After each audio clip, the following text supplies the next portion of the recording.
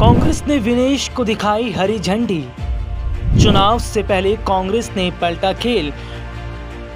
विनेश बजरंग की जोड़ी मचाएगी गदर। हरियाणा की वो बेटी जिसको हराने के लिए पूरी फौज उतार दी गई थी। हरियाणा की वो बेटी जो जंतर मंतर पर धरना दे रही थी कि किसी भी तरीके से उसे न्याय मिल जाए। हरियाणा की वो बेटी जिसने ठान ली है कि अब वो न्याय लेकर रहेगी, ऐसे नहीं तो वैसे। हरियाणा की ये बेटी जो राजनीति को लेकर कभी बयान देती नहीं थी। हरियाणा की वो बेटी जिसने कभी फैसला भी नहीं किया था कि वो राजनीति में उतरेगी, वो अब कांग्रेस पार्टी के साथ मिलकर एक नई तैयारी में जुट गई है। हरियाणा की ये बेटी कांग्रेस पार्टी के साथ मिलकर क्या बीजेपी के घमंड को, बीजेपी नेताओं के, मंत्रियों के घमंड को चकनाचूर कर देगी? और क्या हरियाणा की ये बेटी अब तैयार है आर पार की लड़ाई लड़ने के लिए? नमस्कार, मैं राहुल शर्मा, आप देख रहे हैं आज का सबसे बड़ा मुद्दा, और मुद्दा है हरियाणा विधानसभा चुनाव को लेकर। हरियाणा विधानसभा चुनावों की तारीखों का ऐलान हो चुका है और ऐलान हुए काफी समय हो गया, लेकिन अपने दर्शकों को बता दूं कि हरियाणा चुनाव से पहले दो चेहरों पर नजर बनी हुई थी। वो तो चेहरे कोई और नहीं, विनेश फोगाट और बजरंग पुनिया। सबसे ज्यादा नजर बनी थी विनेश फोगाट पर, जो कि विनेश फोगाट ने अपनी आखिरी लड़ाई और अपनी आखिरी सांस तक जो लड़ाई लड़ी है, वो ये बताता है कि क्या वाकई हरियाणा की छोरियां भी छोरों से कम नहीं है। और वाकई आज विनेश फोगाट ने कहीं ना कहीं ये दिखा दिया है कि वो बीजेपी के ना तो नेताओं से, ना बृजभूषण शरण सिंह से डरने वाली हैं, बल्कि अपनी नई राजनीति की सफर की शुरुआत हरियाणा के चुनावों से वो करती नजर आ रही है। शंभू बॉर्डर पर पहुंची थी विनेश फोगाट। किसानों के साथ विनेश फोगाट ने जब मुलाकात की, उसके बाद देखने को ही मिला कि किसानों की समस्याओं को उन्होंने जाना, और इस दौरान उन्होंने न सिर्फ जो किसानों की परेशानियां हैं उस पर बात भी की, बल्कि किसानों ने यह भी कहा कि हमारी जो मांगे हैं हम उसको लेकर मोदी सरकार को चिट्ठी भी लिख चुके हैं, लेकिन सरकार जो है वो इन मुद्दों पर बात करने के लिए तैयार नहीं है। वो हमारी चिट्ठी का जवाब तक नहीं देती। ऐसे में जो खबर निकल कर सामने आई है, वो खबर ये जाहिर तौर पर बता रही है कि क्या विनेश फोगाट को हराना अब बीजेपी के बस की बात नहीं है। क्योंकि हरियाणा की ये बेटी जब दिल्ली के जंतर मंतर पर बैठी थी, उस वक्त भी सरकार की पूरी फौज को उतार दिया गया। पुलिस हटाने में नाकाम रही थी। तमाम कई बड़े मंत्रियों ने सीधे तौर पर विनेश फोगाट पर निशाना साधा, लेकिन विनेश फोगाट ने कहा कि हम न्याय लेकर रहेंगे। विनेश फोगाट को हराने के लिए केवल भारत में साजिश नहीं रची गई। देश की ये बेटी जब ओलंपिक में उतरती है, वहां पर भारत को रिप्रेजेंट करने के लिए उस दौरान इस बेटी को हराया जाता है। यहाँ से साजिश रची जाती है और कुछ ग्राम वेट की वजह से इस बच्ची को बाहर होना पड़ता है। यानी कि जो सपना देख रही थी गोल्ड मेडल लाने का, उसका वो सपना पूरा नहीं हुआ। थक हार कर टूट गई विनेश फोगाट, जिसके बाद फैसला उन्होंने लिया कि अब वो राजनीति से, अब वो खेल से ही संन्यास ले लेंगे। लेकिन विनेश फोगाट को अगर किसी ने टूटने नहीं दिया तो वो कांग्रेस पार्टी थी। जी हाँ, मैं अपने दर्शकों को बता दूं कि कांग्रेस पार्टी ने ऐसे वक्त में विनेश फोगाट का हाथ थामा जब विनेश फोगाट को ऐसा लग रहा था कि सब, यानी कि पूरी सरकार उनके खिलाफ खड़ी है और वो अपनी लड़ाई को अब आगे नहीं जारी रख पाएंगी। लेकिन ऐसे में रणदीप सुरजेवाला, जी हाँ, और तमाम अगर बात करूं कांग्रेस पार्टी के नेताओं की, उन्होंने विनेश फोगाट का हौसला बढ़ाया। और इसके साथ ही साथ अगर बात करें दीपेंद्र सिंह हुड्डा, जी हाँ, जिन्होंने ना सिर्फ अगर बात करें तो भव्य तरीके से विनेश फोगाट का स्वागत किया, बल्कि देखने को भी यही मिला कि विनेश फोगाट को बकायदा हरियाणा में, जी हाँ, उनकी एक रैली निकाली गई और बताया गया हरियाणा की ये बेटी हारी नहीं है और हरियाणा की इस बेटी ने हारना सीखा भी नहीं है। वो बात अलग है कि सरकार ने इसके खिलाफ साजिश रची, लेकिन हरियाणा की ये बेटी अब अकेली नहीं, इसके साथ कांग्रेस पार्टी खड़ी है। और मैं अपने दर्शकों को बता दूं कि विनेश फोगाट, जिन्होंने कभी इस तरीके का बयान नहीं दिया था कि वो राजनीति में आएंगी, और सबसे बड़ी बात, राजनीति को लेकर कभी भी चर्चा विनेश फोगाट ने नहीं की, लेकिन क्या कांग्रेस के टिकट पर जिस तरीके से उन्हें आगे बढ़ाया गया, और बजरंग पुनिया का मैं जिक्र कर लेता हूं, तो बजरंग पुनिया और विनेश फोगाट को जिस तरीके से कांग्रेस पार्टी आगे बढ़ा रही है, राहुल गांधी से मुलाकात बहुत कुछ इशारा कर रहा है। हरियाणा के विधानसभा चुनाव से पहले जो तमाम सर्वे सामने आ रहे हैं, ये सर्वे बीजेपी के लिए ठीक नहीं है, क्योंकि सीधे तौर पर देखा जा रहा है कि किस तरीके से कहीं ना कहीं आज बीजेपी बैकफुट पर नजर आ रही है। और सीधे तौर पर अगर बात करूं तो कांग्रेस पार्टी कहीं ना कहीं जो खबर सामने आती है कि वो आम आदमी पार्टी के साथ मिलकर भी चुनाव लड़ेगी, क्योंकि अगर बात करें तो जो 90 सीटें हैं विधानसभा की, उन 90 सीटों में से कितने पर बात बनेगी आम आदमी पार्टी की, कांग्रेस की, ये एक बड़ी दिलचस्प बात रहेगी। क्योंकि उत्तर प्रदेश में हमने देखा था, उत्तर प्रदेश में दो लड़के अखिलेश और राहुल गांधी, जिन्होंने उत्तर प्रदेश में सीट शेयरिंग कर बीजेपी को बुरी तरीके से पटकनी दी थी। तो क्या कांग्रेस अब, यानी कि बात करें राहुल गांधी अब आने वाले समय में क्या अब आम आदमी पार्टी के साथ अगर चुनावी मैदान में उतर रहे हैं, तो क्या ये बीजेपी के लिए एक खतरे की घंटी है जो कहीं ना कहीं बजती नजर आ रही है। लेकिन चलिए कुछ तस्वीरें अपने दर्शकों को दिखाते हैं कि कैसे विनेश फोगाट ने जब शंभू बॉर्डर पर वो पहुंचती है, किसानों के बीच जब वो पहुंचती है, तो किस तरीके से वो लगातार किसानों की परेशानियों को जानती है। और चलिए आपको दिखाते हैं हम एक विजुअल, जिसमें सीधे तौर पर वो परेशानियां जान रही है किसानों की और कहीं ना कहीं सरकार को घेर रही है। देखिए विजुअल देखिए।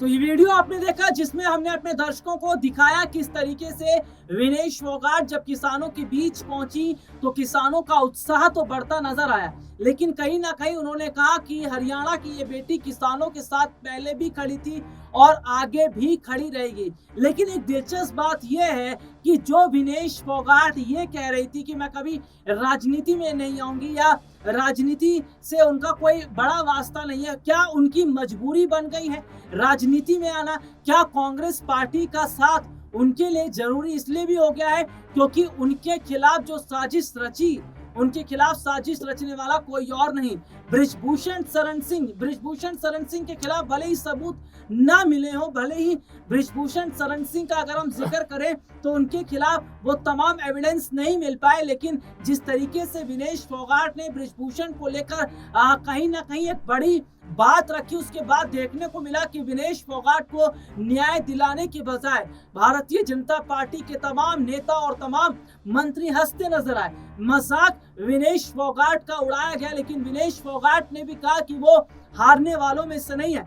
और कांग्रेस पार्टी को लेकर जो खबर है, क्या बजरंग पुनिया और विनेश फोगाट ये तुरुप का इक्का है कांग्रेस पार्टी के लिए? और क्या ये दोनों चेहरे ही हैं जो हरियाणा में भारतीय जनता पार्टी का किला ढहा देंगे? देखिए सबसे बड़ी बात है, हरियाणा में अभी तक देखा गया है कि जो सीएम चेहरा बदला गया, मनोहर लाल खट्टर जो पहले मुख्यमंत्री थे, उनके बाद नायब सिंह सैनी को मुख्यमंत्री बनाया गया, लेकिन कोई फर्क पड़ता नजर नहीं आ रहा है। हरियाणा की अगर बात कर ले तो किसानों का सबसे ज्यादा दबदबा जो है वो देखने को मिलता। और देखिए किस तरीके से अगर मैं बात करूं कि एक वक्त में ये जो तमाम किसान थे, जब ये टीकरी बॉर्डर पर मौजूद थे, जब ये शंभू बॉर्डर पर मौजूद थे, तमाम बैरिकेडिंग कर दी गई थी। बैरिकेडिंग के जरिए इन किसानों को रोकने का काम किया गया था।